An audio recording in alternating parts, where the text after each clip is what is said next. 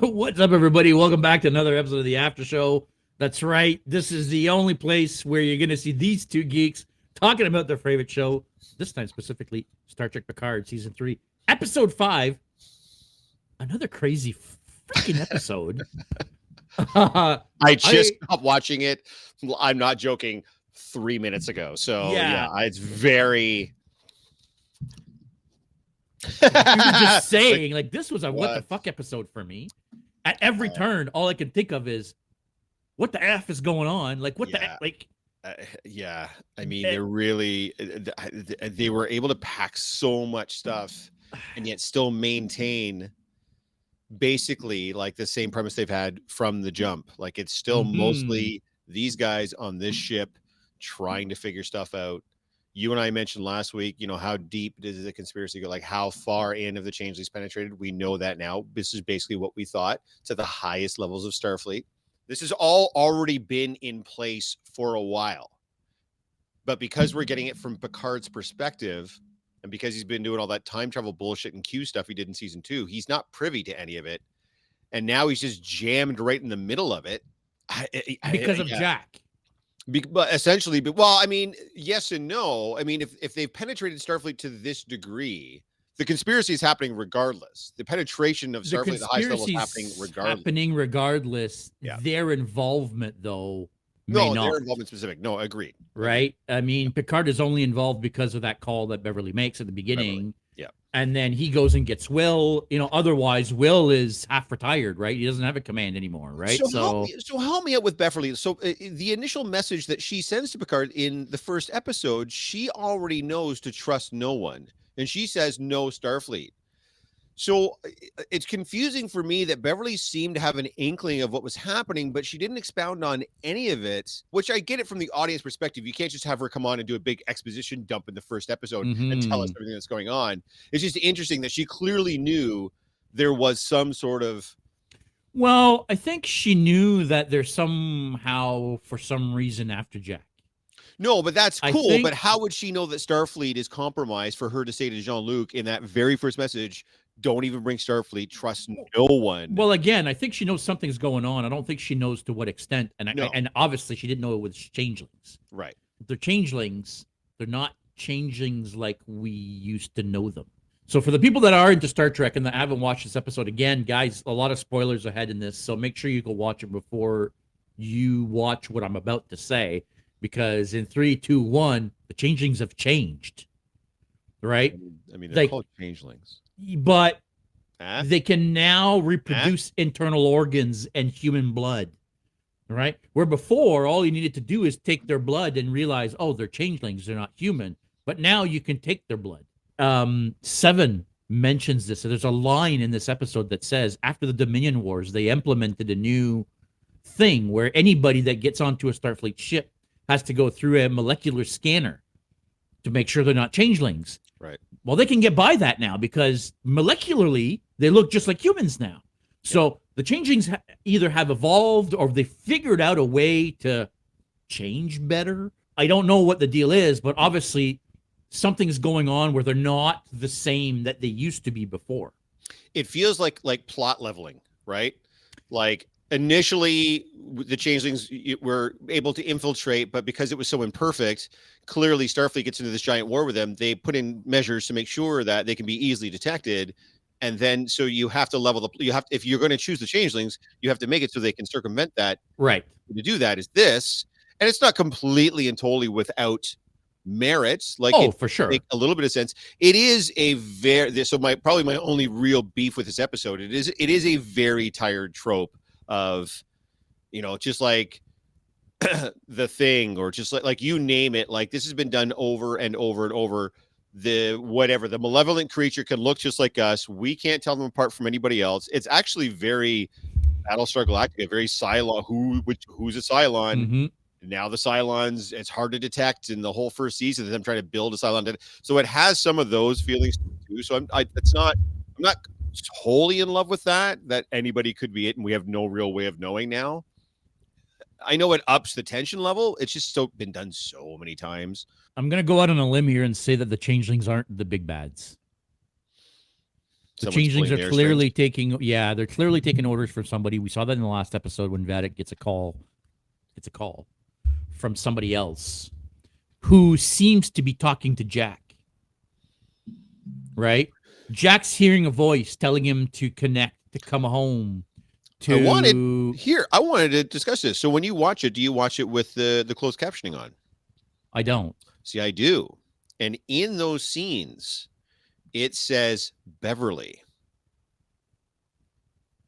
Beverly is the voice he's hearing with the "come find me, connect us." It's Beverly's voice he's hearing. Well, that's what the closed captioning are saying. So this is what there's more going on with Beverly than meets the eye. I'm telling you now, that's my whacked out JS level theory. There's no way she should know from the jump that something this deep was happening, that she couldn't trust anybody in Starfleet. And she only knew she could trust Picard because he was basically out of Starfleet at that point. How can she possibly have this knowledge?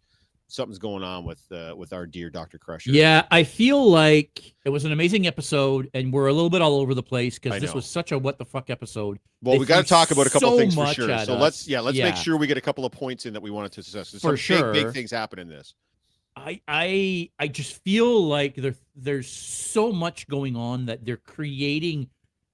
Every episode we have more questions. Every episode, it's the mystery gets deeper and deeper, and we have more and more questions, and we never seem to get any real answers. Only answer that we got early on was that these were changelings, right? That we were dealing with. Fair, which again, I don't believe is. You're making a fair point. I think at least the one thing that was answered for us in this episode is how deep the conspiracy goes. We have to talk about who we learned this from, because what a fantastic guest star. So it was an amazing cameo. My first reaction, again, which I told you before we even started recording, was, what the fuck? No, this is genius. What the fuck is she doing here? This is so good. It's so good because she is TNG initially. Like this is so. Again, guys, you've watched the episode. You know who we're talking about. Ro Laren finally comes back. For those that may not know, Kira Nerys on DS9 was originally supposed to be Ro Laren. She was supposed to be the Bajoran on DS9, but the actress, I think it's Michelle Forbes is the actress's name, had prior commitments, could not make it, and so Nana Visitor was cast instead. And hang on, you got to mention that they did turn her bad. Yes, well, she went to the Maquis, which was of course, exactly. Of course. The way they got her to leave was they turned into a Maquis. Which comes up in this episode. Yes, absolutely, for sure. And it was a heartbreaking. Like Ro was Ro. I mean, she was part of the main cast, absolutely, right? And then all of a sudden, she's like, what? She's a Maquis? Yeah. You know, like it was almost as bad as Tasha Yar dying, right? Like it was one of those. No, it was a blow. There's no question. And she was a fan favorite, and she should have been. And I missed her on the show, and I think she would have been great if she'd come over to DS9. But bringing her back here was such an unexpected joy and pleasure. And it really hit that TNG vibe. Like they're already giving us so much. And again, if you're gonna want one of those, like it's too fan servicey, pardon my French, but fuck off. This is good. I get some of the complaints when it comes to some of the fan service. This didn't feel too fan servicey. This felt like a beloved character that we had to say goodbye to way too early in her Star Trek career. Finally gets to come back, has a moment to shine. Spoiler alert, as we've already said, we then lose her. But Ro makes sure she gives all of the information, her entire investigation over the course of months that she's been conducting through Starfleet intelligence to give us the indication as to how deep this conspiracy goes. She gives that information to Picard and Riker right before her untimely, but somehow poetic demise. So you were about the case. I'm not going to lie. My first reaction, when they're having the face-off right at Guinan's, right? Yep. And they're both holding the phaser to each other. Yep. And they're both just getting everything, being emotional, getting everything out, right? Yeah, they're hashing it out for the first time in like 30 years. They're finally hashing it out, right? Yep. And then at the end, she's like, "Do you trust me?" And he's like, "Yeah, okay, I trust you." And I'm like, "Wait, what? What do you mean you trust her? This is fucking Ro Laren that betrayed you. Like what the fuck?" Now, of course, there's bigger things going on, and she dies, obviously. Sacrifices herself. She sacrifices herself for her mission. Them, we do find out that she's Worf's handler, and that's how now Yes, Worf and Picard connect. Finally gets Worf and which okay. So again, kind of a little bit weird. That kind of took me a little bit too, because Worf is working in liaison with Starfleet Intelligence, and I understand neither Jean-Luc or Will are in Starfleet Intelligence, but Worf in the last several months is privy to this giant conspiracy, and not once reaches out to the most celebrated admiral and the most celebrated captain in Starfleet history to say, hey guys, by the way, there's this terrible conspiracy thing happening within Starfleet that's going to affect lives. You've both got pull, you've both got sway. Maybe you could kick some tires and like. I mean, you could say the same of Ro. Yes. Now she even herself says that she tried and she tried and she tried, and Picard's like, but I have pull. Like, let me try. I have sway. Yeah. Right? Yeah. And so why didn't she? Right? Well, because he's a retired admiral, right? Well, no. Yeah, but like we just discussed, her and Picard were still on the outs. It makes sense that she doesn't reach out to Picard. Worf and Picard definitely not on the outs, so I don't know why. You know what? Having them talking on the fucking screen, I'm like, finally, can we please? Now, having said all that, where the fuck is Geordi LaForge? Yeah, we still haven't gotten Geordi. I know, and it's making now me we're halfway really, through the season really and we mad. Still don't have Geordi. Yeah, give me. By the way, I don't know if you've noticed, so they've given us more little tidbits. Geordi's a Commodore. So he is Starfleet on some level, but I don't know how their hierarchy of ranks work as far as Commodore versus Admiral versus.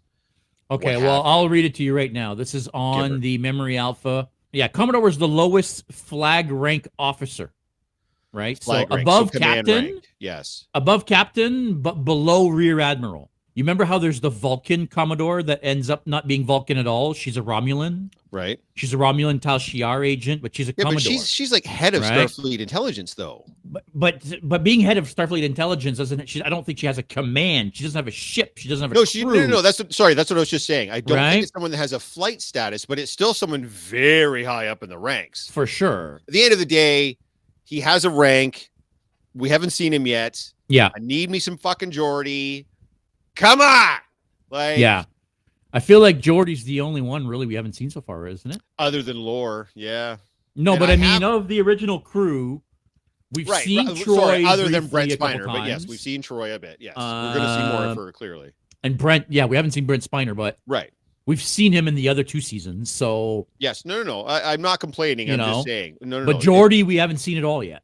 No, we need some fucking Geordi. Doesn't it seem odd to you as well that they throw away this line of, well, usually when you kill a changeling, they revert back to their liquid forms. So why did when they killed the first changeling, he turned into his liquid form, but then after that, they kill changelings and they don't turn into their liquid forms? My assumption is if they're calling it some piece of evolution, if that's what they're saying, not just something that changelings have learned to be able to do, but things that changelings have evolved, then what you're going to have is some changelings that have evolved to that point, but you're going to still have some changelings that haven't. Again, I'm sure it's just plot. It's just easy plot, but you have to think they had all this plotted out at once, so it wouldn't be like after they filmed one episode they're like, oops, we better change this. So I'm sure it's all part and parcel of. But anyways, I gotta say I'm really liking Shaw. When you meet him at first, he's a complete asshole, and he still kind of is. But he's funny asshole. Like he's 100%. Yeah, he's like, oh, sorry, I'm not cheap. I'm not chippy because you guys are about to get your asses handed to you. Yeah. I like it. That's awesome. Yeah, he's definitely like, if I were to cosplay anybody from this season, it's 100% Shaw. Oh, yeah. No question it would be Shaw. You would actually do a very, very good Shaw as well. I'm really liking Shaw. They did a really good job with him by introducing him as this flippant asshole that you just hate immediately because he goes after our guys. And then they've done such a brilliant job of writing this guy, deepening his character, especially learning where he comes from and why he doesn't like Picard and Riker and such. But then, everything you're saying, every interaction they get, and at the heart of everything too with Shaw, which you come to realize is he's still trying to do what he thinks is best, but he's one of these guys that everything needs to be in order. Everything needs to be. He's like, guys, I already called Starfleet. Everything's totally going to be fine when Starfleet gets here, and even a shuttle just blew up. The nacelles on fire. They've loaded 4-ton torpedoes and raised their shields, and Shaw's still like, I don't know, man. Like, this seems, we can't just leave. And they're like, what do you need? Yeah, dude, they're about to shoot us. What do you mean we can't? Like, obviously, this is so, yeah, Shaw's very like, I'm walking the straight edge line and everything has to line up. And as soon as it doesn't, I'm fucked. And what happened? As soon as shit went really sideways, what did Shaw do? So he had a broken leg, whatever. He transferred command of the ship to Riker. He's like, you fucking deal with this. And it seemed like, well, you got us in this mess, but it was more like, I don't know what to do now. This is completely beyond my set of skills. You're going to have to do this because we're screwed if you don't. I hope to God there's going to be enough people that are liking what they're seeing with Shaw and Seven and the Titan that they consider making a spin-off, a Titan spin-off. I would take that over to Section 31 any day. Any day. I would friggin' watch the shit out of that, dude. Absolutely. I have zero problem. And even if you make this, if this becomes the new Discovery, inside, by that I mean, don't get you, I can see that little twitch happening in your eye there. I just mean if it becomes a serialized show, like Picard has been, as opposed to the episodic show that Strange New Worlds is, I'm still on board. I agree with you 100%. Are you kidding me? Ensign, LaForge, and Seven and Shaw going around the galaxy, and Shaw being this wadded tight ass, and Seven trying to get him to loosen up, and LaForge like, come on, man. And then you throw occasional cameos in there from, of course, TNG crew, absolutely, DS9 crew, Voyager crew. But it was nice that Picard did mention contacting Admiral Janeway to talk to her about what's going on. Like, let me call Admiral Janeway, and Rose like, yeah, you can't do that. Everybody's compromised. It's all bad. We have to talk about Jack. Because clearly that Jack is some sort of focal point as to what's happening. He's having these hallucinations, and then he turns into like a murder bot. He turns into like John Wick for like 4 seconds or whatever, just to wipe out those 4 changelings. Like he takes out 4 changelings. But literally like almost android like movements, almost. You know what I'm saying? So, and then he's still getting all these visions. I have no idea. So everything else, kind of what we talked about, multiple cameos, changelings penetrating the highest level, like everything else has kind of gone along. I still don't have the foggiest fucking clue what's going on with Jack. None. I don't know what these visions are. I don't know why he can all of a sudden turn into a superpowered murder bot. I don't know. I am clueless. I am lost as far as how Jack ties into all of this. So, and what's all the shit that he sees growing everywhere? That's what I'm saying. All these visions that he sees. I don't know. And now he's having hallucinations right when he's awake in front of people and shit. Like, so there's going to be a lot of like what's real and what's not for whenever Jack's on the screen. I don't know. And that's a little confusing. I'm not going to lie, because it is. You know, there's already so much going on in this episode. The episode starts with a vision. And I hate that. Jack walks onto the bridge with a Starfleet uniform and shoots the whole bridge crew. And you're like, wait, what? And then he wakes up and it's like, oh, okay, so it's not real. And then it happens multiple times for the show, and it's like, well, like I get you're trying to show us that there's something going on with him, but there's already so much going on. I know. You really need to confuse us with that stuff. I know. Again, minor gripe. No, as long as we get the payoff, and as long as the payoff makes sense and matters and everything else, then I'm fine. Like, because now they're dedicating some time. There was very little Riker after the last episode where there was a ton of Riker. There's very little Riker in this episode, and not even a ton of like lots of Picard and Rowe, obviously, because that was very good and cathartic and needed to happen. But this was a very Jack heavy episode for sure. And as such, we actually got a lot more of Beverly, which was very cool as well, as she's trying to solve the mystery of how the changelings and whatever. But did you notice her uniform that she's wearing in that episode? No, it looks like the Discovery uniform. Oh, it does. Nice. Remember the original blue and silver? Of course, yes. Yeah, that's what she was wearing, which I was like, why is she wearing a uniform that's like 100 years old, right? I don't know. Well, I mean, the blue was always like the medical stuff or whatever, but technically she's not Starfleet though, right? And she's not Starfleet, but she's wearing a Starfleet com badge. Well, yeah. I don't know. Would she also be retired like Picard? Like, is she retired head of medical Dr. Beverly? I don't know. They don't really discuss when she left Starfleet. They just like her and Picard, and then she just they made inference to the fact that she left shortly after Nemesis. So that my assumption is, that she quit whatever, resigned her commission at that point when she left with bearing young Jack there, who, again, like we talked about, clearly more there than what we know. And Ro knows that Jack is Picard's son. Like, even Picard didn't know he had a son, but Starfleet intelligence knows Starfleet intelligence knows, and they know that people have been asking after Jack. Like, they know Jack is the target of a lot of people. Yeah, they want to acquire him. She just said, we don't know why, but we want to get him or whatever. So yeah, Jack is clearly central to whatever's going on. I just don't know how he fits in, because everything going on with Jack right now is so weird and bizarre. I don't know what it all is. And it was cool. He finally breaks. He's crying in front of his mom saying, I don't think I'm well. Like, I don't think I'm okay.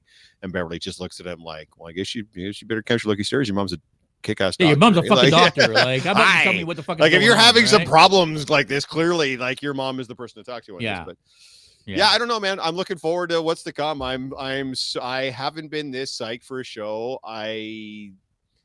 It's been a while, man. Like, maybe The Expanse got me this hyped, but even then, it didn't have the nostalgia factor that this does. Like, it's just.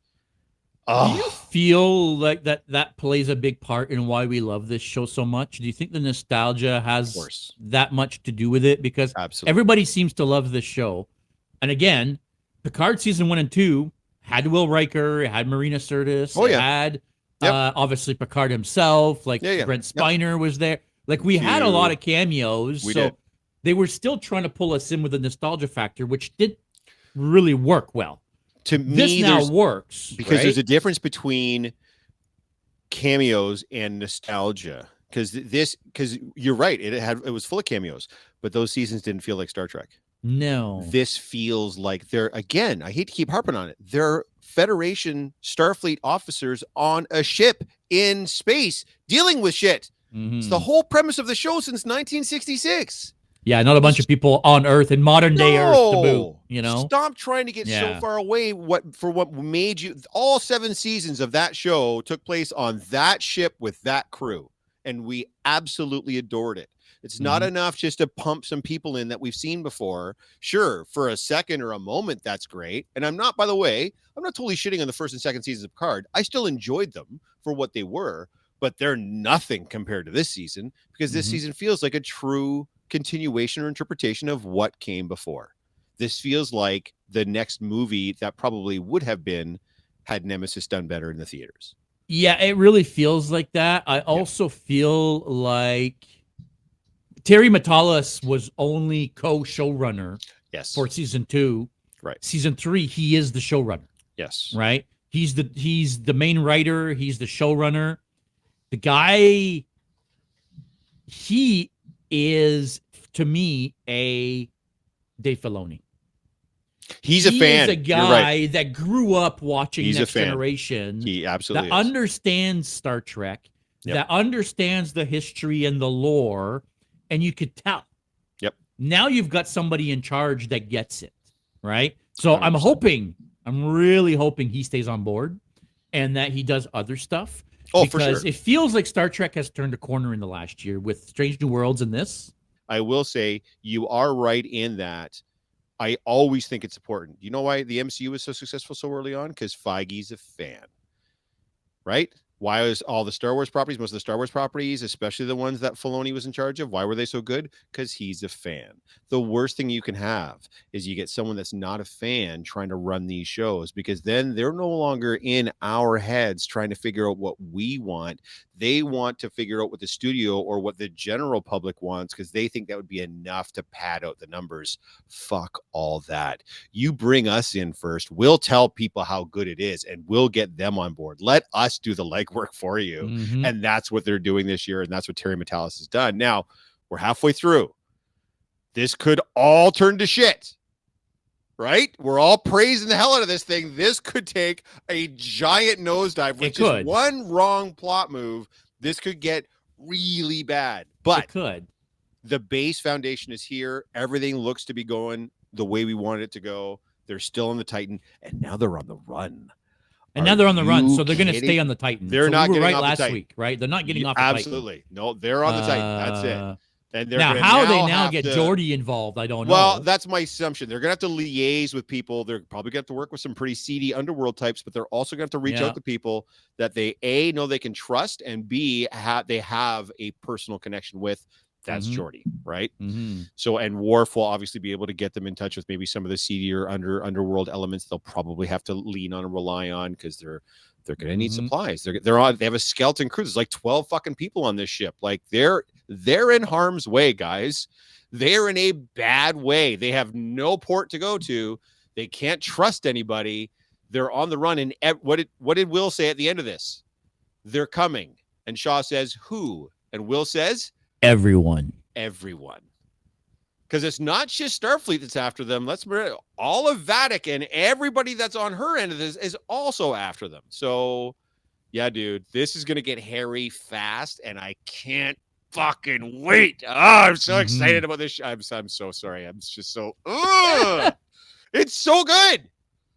It really is. Yeah, guys, love it. Let us know what you think. I mean, I know people are watching this show. Let us know what you think below. I mean, are you guys as excited about this show as we are? Are you loving it like we are? Because, man, this is fantastic. I said it last week, and I've said it the week before, and I probably said it the week before as well. This show and Strange New World have renewed my love for Star Trek. I think I'm more of a Trekkie now than I have ever been. That makes me so These excited. Shows are amazing.